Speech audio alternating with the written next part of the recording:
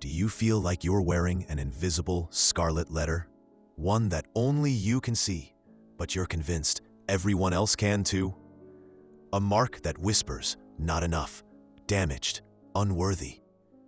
Do you live with that constant, gnawing sensation that if people truly knew you, your past mistakes, your hidden fears, your perceived flaws, they would recoil in disgust? Perhaps you don't even realize how much of your life is orchestrated around avoiding this exposure.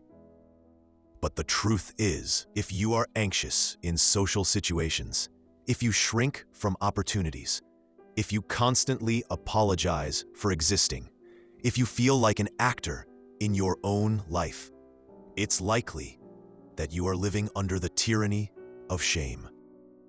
But here's a brutal truth. Shame isn't about what you did. It's about who you believe you are. This isn't just a feeling. It's a primal wound, one that philosophers have recognized for millennia as a fundamental human experience. We feel shame because we are profoundly social creatures, hardwired for belonging. Shame is pain or disturbance in regard to bad things, present, past, or future, which seem to involve a loss of reputation. Think about that. Shame is the terror of being cast out, the fear that the tribe will see you as defective and abandon you. In our ancient past, this meant death. Today, it means psychological exile. But modern society has perverted this survival mechanism. Where shame once protected the group, it now imprisons the individual. You feel shame not just for moral failings, but for your body, your background, your success, your failures, even for feeling shame itself.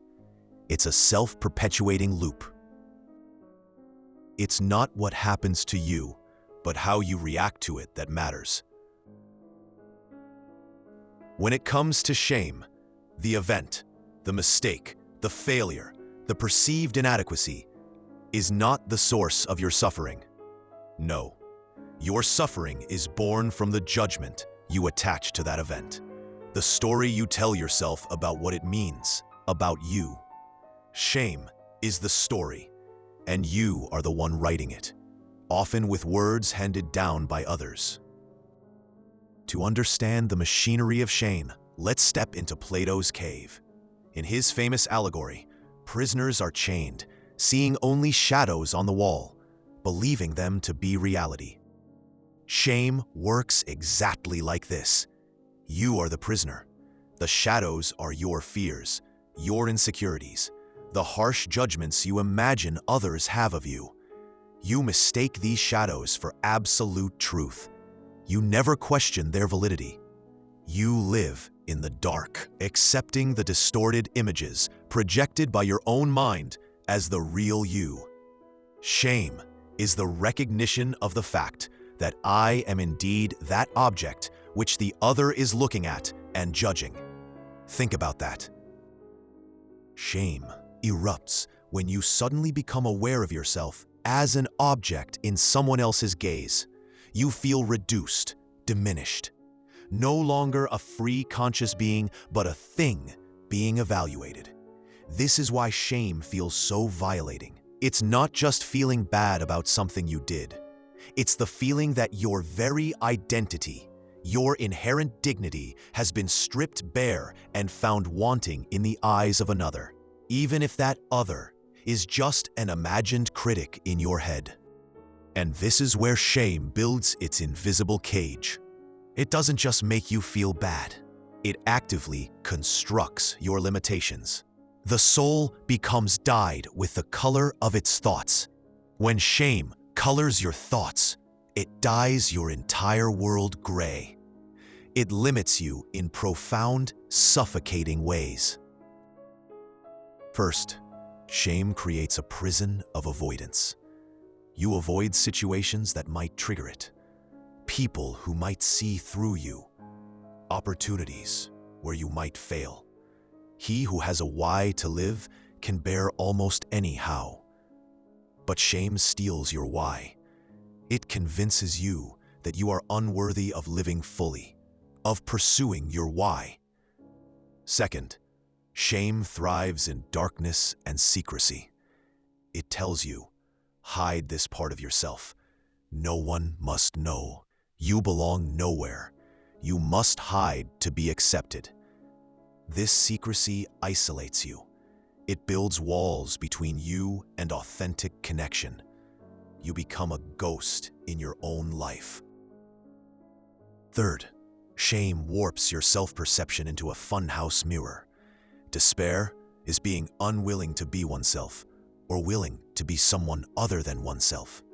Shame creates this exact despair. It makes you reject your authentic, messy human self in favor of a socially acceptable, carefully curated facade. You become a stranger to yourself. Finally, shame annihilates your agency. Embracing our freedom and responsibility in an absurd world is key. But shame whispers, you are not free.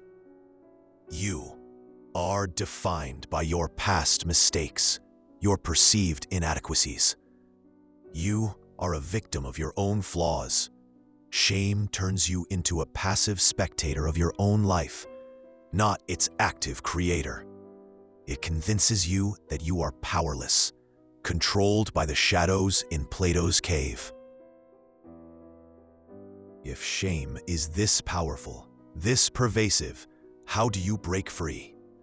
The philosophers didn't just diagnose the illness, they offered the cure, a way out of the invisible cage. The first key, the dichotomy of control. We control our reasoned choice and all acts that depend on that choice. We don't control everything else. This is the foundation. Shame convinces you that you control others' opinions, societal standards, the past. You don't. What do you control? Your judgments, your responses, your willingness to examine the story shame tells you. You have power over your mind, not outside events. Realize this, and you will find strength. By focusing on your thoughts about the shaming event, not the event itself or others' reactions, you loosen shame's grip. You step out of the prisoner's chains in Plato's cave. The path of balance, the golden mean. Shame often pushes you to extremes, either crushing self-loathing or defiant denial. Virtue lies in the middle ground. For shame, this means acknowledging mistakes without being defined by them. It means feeling appropriate regret without descending into self-annihilation. It means recognizing your humanity, flawed, fallible, yet inherently worthy, without arrogance or self-flagellation. True strength lies in this balance. Radical self-compassion. No one is made rich by having many poor relations, nor is anyone made free by having many slaves. Similarly, you do not become a better person by shaming yourself relentlessly. Self-compassion isn't weakness. It's the recognition of your shared humanity. It's understanding that to err is human, and that your worth is not contingent on perfection. It's treating yourself with the same kindness you'd offer a struggling friend. The practice of mindfulness. Attachment to our thoughts and identities is the root of suffering. Shame is attachment. Attachment to a negative self-image, to the story of your unworthiness. Mindfulness teaches you to observe shame without identifying with it. Create space. See it as a passing cloud in the sky of your mind, not the sky itself. This observation diffuses its power. Finally, challenging its irrational narrative. Shame is fundamentally irrational.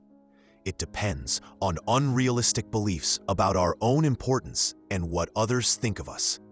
Liberation comes from cognitive flexibility, the ability to question shame's narrative, to ask, is this really true? Does everyone see me this way? What evidence contradicts this story? What would I tell a friend in this situation?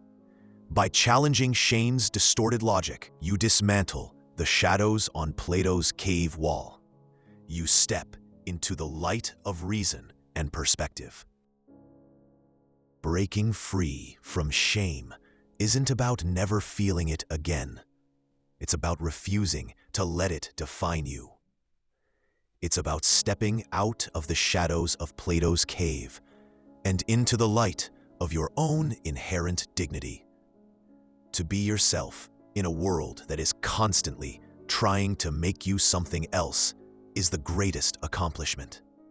Letting go of shame is the ultimate act of self-creation.